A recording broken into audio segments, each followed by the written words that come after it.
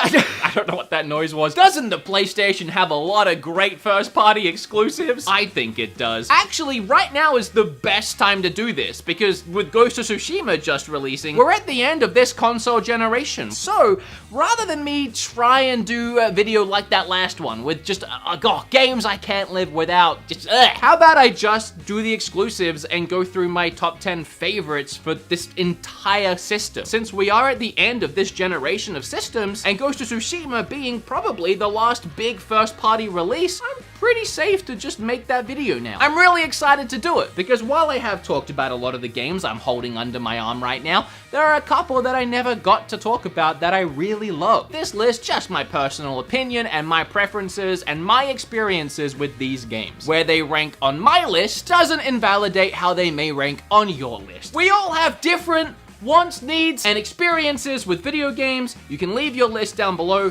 Don't shame me for mine. Don't shame me. With all that said, how about we just get stuck into it? I'm excited. It's been a while since I've made a PlayStation video. It's good to be back.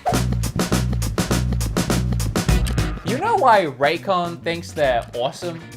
Probably because their earbuds start at about half the price of other premium wireless earbuds on the market. Okay. Maybe they offer their wireless earbuds in a range of fun colors and patterns. Good for you, Raycon. Way to show off. But do you know why I think Raycon is awesome? Other than the fact that they sponsor my channel every month and it really helps me out. Also because I use these things daily.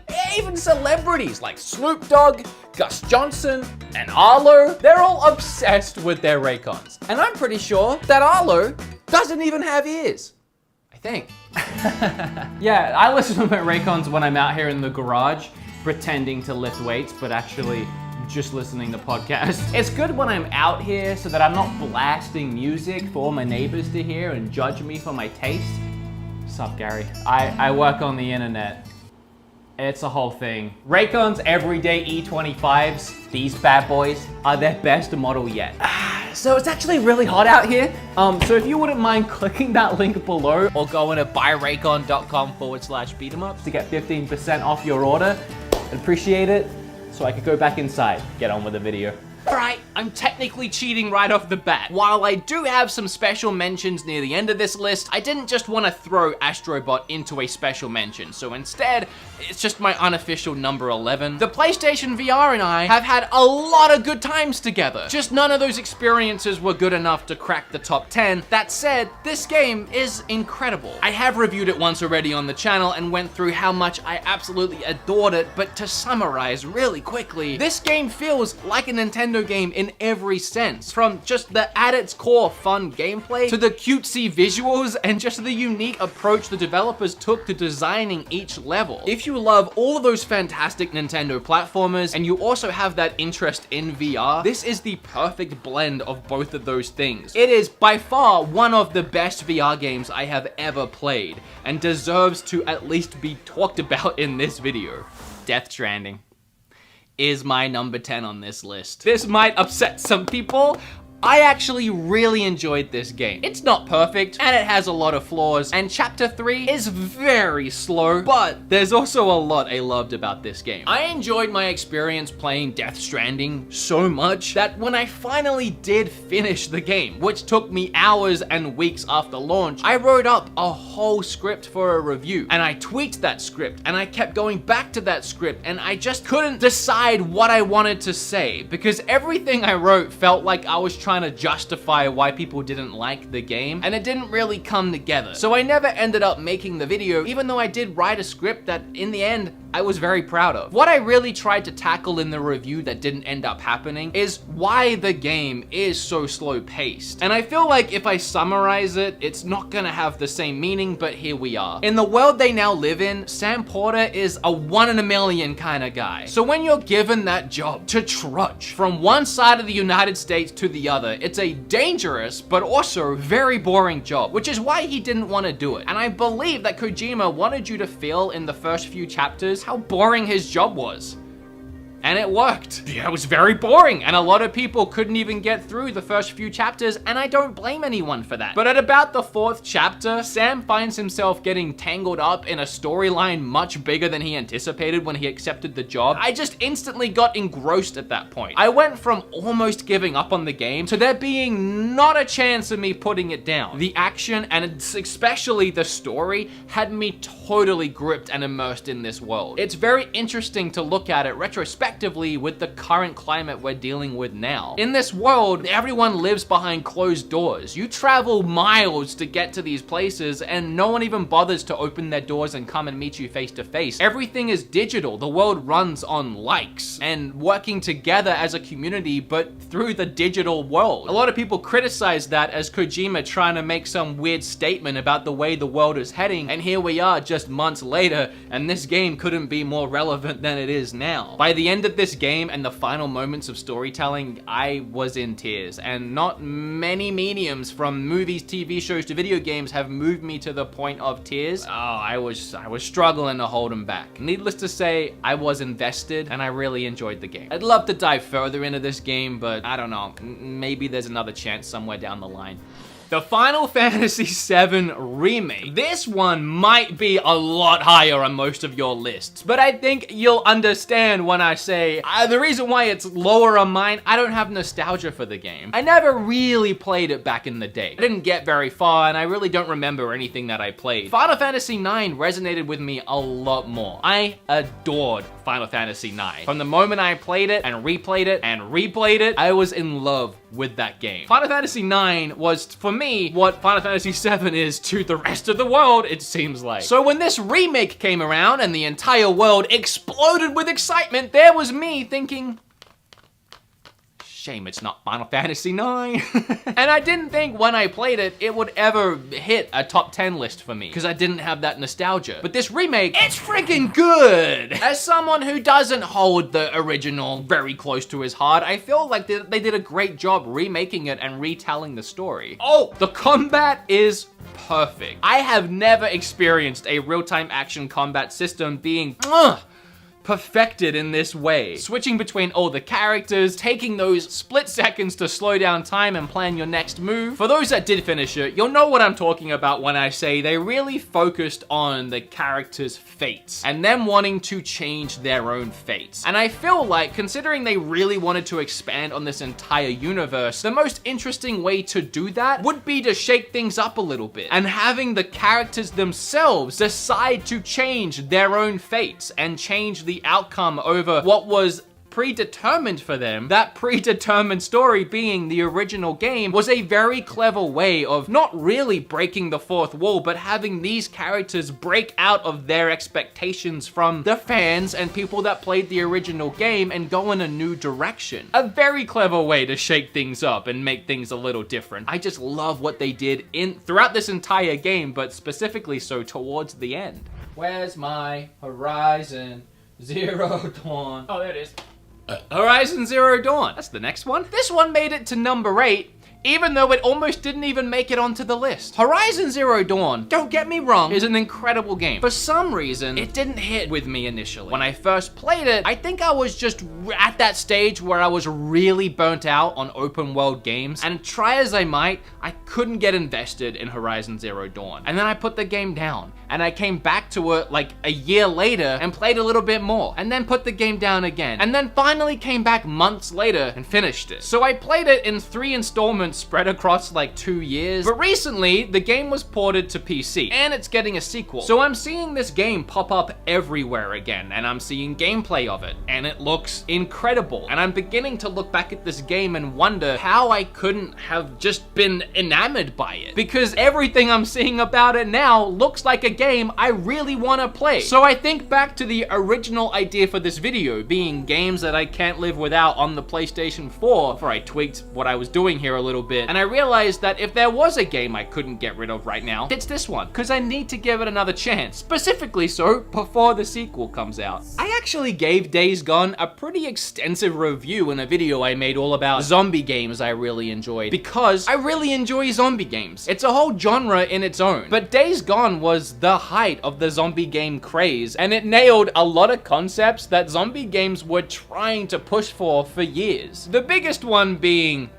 the zombies, the way that they interact with you and the environment, and the sheer amount of them pouring onto the screen at one time. My golly gosh, it is so great to have a good zombie game on the PlayStation 4 and having a console that can process this many zombies running at my face at one time. Now I'm looking at the PlayStation 5 and its SSD like, what? Days Gone 2. Let's step up the crazy. This game also wasn't perfect, and a lot of people couldn't get into it, and I can totally understand that. The game did drag its feet a little bit, especially with the story, but the biggest draw to the game for me, the zombies. It was so fun. It was so fun at its core. I do hope they make a sequel for this one. I just really enjoyed it.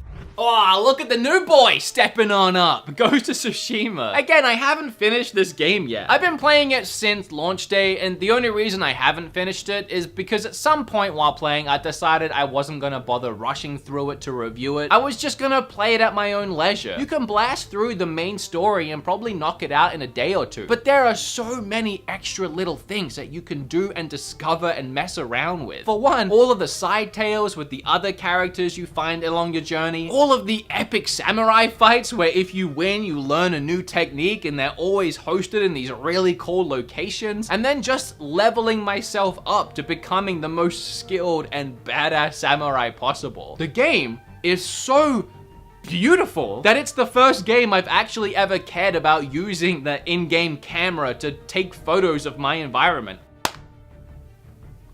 Oh gosh. But in Ghost of Tsushima, I've been doing that all day because it's so beautiful to look at. So many dynamic colors and lightings and weather effects. It is a gorgeous game to behold. The gameplay is also perfect. I don't know what else I could ask from it. I'll say that I have so many different gadgets and abilities and special techniques that even now, halfway through the game, I feel pretty indestructible. I wouldn't say it's a hard game, but it's fun. It's fun in every sense of the word. I hope Sucker Punch takes this game and builds upon it to give us something new, fresh, and even more exciting in a sequel game set in this world. They made Infamous games and all of a sudden they make this? That's such a, I don't know. I'm proud of you guys. Good job. You could be the new Naughty Dog. You keep this up. Good job. I don't know if I could take any PlayStation top 10 list seriously if the person doing the list didn't include Uncharted somewhere. I'm gonna bundle Uncharted Collection and Uncharted 4 I gotta stop breaking these cases today. Just into the same spot on the list. Uncharted Lost Legacy. We'll just put this over here. And we'll talk about these two. The first Uncharted I played was Uncharted 2. Skipped the first one, and it's a little rough going back to it. That said, it is nice to go back and see where the story began. It really took off running in the second game. Uncharted 2 has one of, if not the greatest opening to a video game ever. Climbing up through this train will teach you pretty much everything you need to know about climbing and dealing with the in-game mechanics for the rest of the adventure too. So both in the story and the pacing and the gameplay mechanics, this first part of the game just sets everything up, teaches you everything you need to know, tells you everything you need to know, and just good luck with the rest of the game. They take that momentum and it just bleeds straight into the third game. The third game, I love it, and it's honestly comparable, if not equal to the second one. It's just that the third one didn't really have that train moment. It didn't really have the equivalent of something new, and it was just more of the same, but that same is so good that I would take more of the same, and I loved it. The fourth is in a whole nother level of video game, and I would say they perfected the game in the fourth. It was just way more cinematic. It was a shorter experience to kind of tie up the end of the Uncharted story. It just felt a little bit more like I was having my hand held through the adventure, and I was sort of experiencing the epic story rather than taking part of the epic story. It was like interacting and playing an incredible 8-hour-long movie and watching the story unfold and having some really cool moments like with the Crash Bandicoot playing the game in the game. That was pretty cool. Maybe my standards were set too high after Uncharted 2. And don't get me wrong, as I said, I love Uncharted 4. 2, 3, and 4, all really great games. Just like the second the most.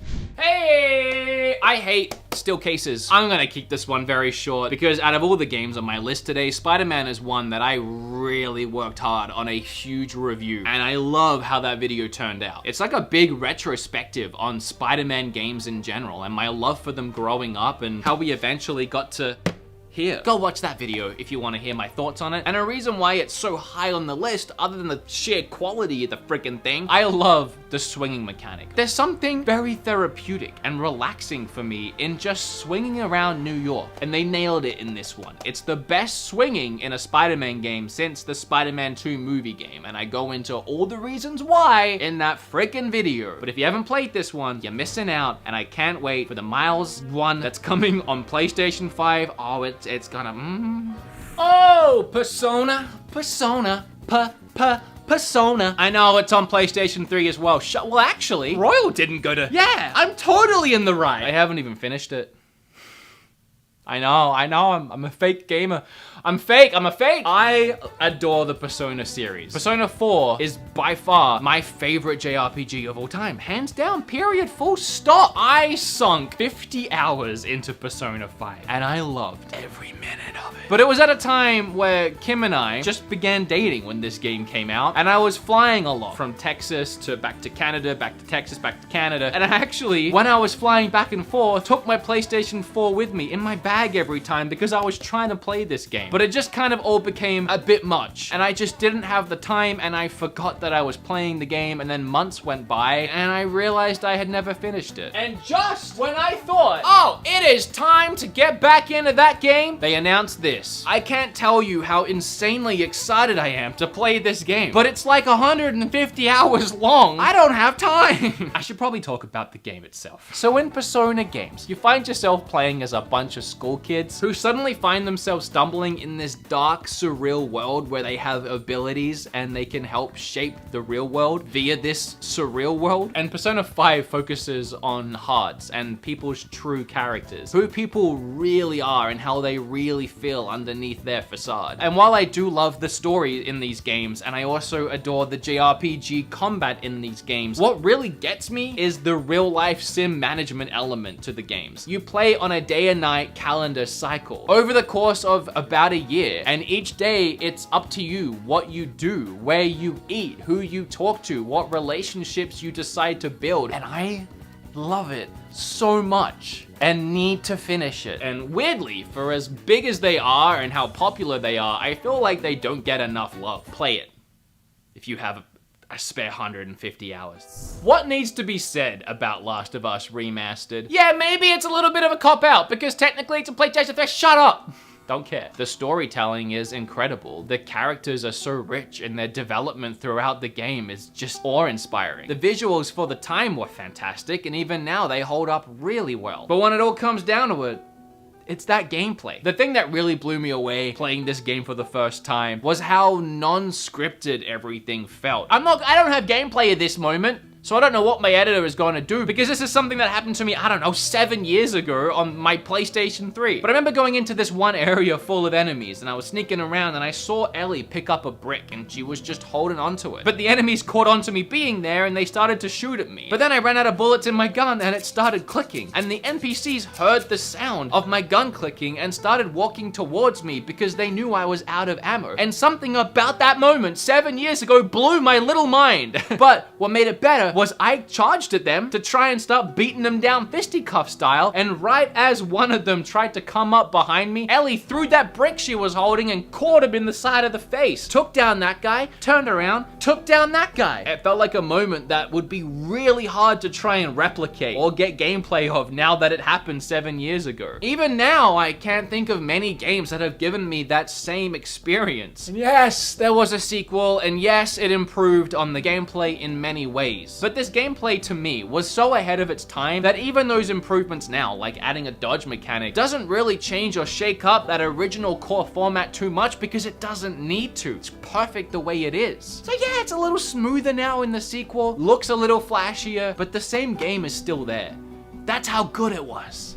Okay, before number 1, I said I'd do some special mentions, so really quickly, Gravity Rush, both the first one remastered and the second one, Detroit Become Human, was really great, and then Ratchet and Clank, which, so close to almost making the top 10. Oh, but the number 1, my favorite game, and you could probably guess it because I haven't talked about it yet, and it's kind of obvious, but Knack 2. Yes, I love Knack 2. No, it's not Knack 2. Yeah, it's God of War. Yeah, just a little old game, God of War. I don't know what to say that I didn't already cover in my God of War review. I really like that review too, so go watch that if you want to hear my full thoughts on this game. I put a lot of work into that one as well. God of War transcended gaming this generation. It did something that a lot of us didn't expect to see until next generation in so many ways. From the moment you start, it's one long adventure. You live every second in these characters' lives as it plays out. It's a game you play in real time. It's an adventure and a story you experience with the characters. And to heighten that experience from start to finish, they removed all loading screens. Sure, they hid them very cleverly and sneaky in places, but then throw all that out the window and you just have some of the best hack and slash you've ever seen. Show me something more therapeutic and awesome than throwing a friggin' axe. Just leaving it as long as you want, and then bringing that sucker back. I always wanted to dive back into the game now that I've put it down for so long, but I know that I got so good at the game that if I tried going back into it now, I would just feel pathetic. I would really have to refresh my rusty skill set at this point because I played it a lot and I was knocking out those Valkyries without too much issue. Now I would get decimated. If you haven't played God of War, it's the PlayStation 4 game. I didn't think anything would top Last of Us, but yeah, I mean, yeah, come on. Gosh darn it, this is a great game. Oh, well, hot dang. Yeah, that's the video. I hope you guys liked it. That last video was a lot of fun to make, so this was fun to make too. I just get to stand here and blab about the games I really enjoyed. Let me know what you'd like to see me do next. Either like 10 of all games or Xbox, Mega Drive, I don't know. Like the video if you liked it, subscribe if you, I don't know, you have a brain. I'll see you in the next one. Bye.